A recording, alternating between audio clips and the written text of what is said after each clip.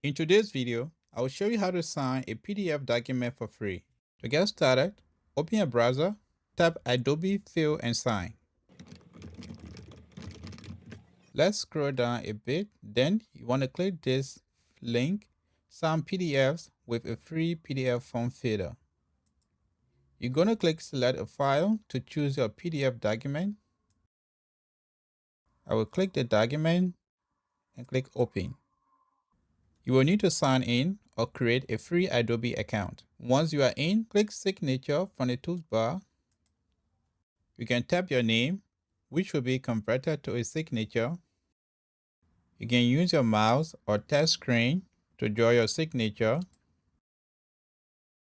Better still, you can upload an image of your handwritten signature. Select Image.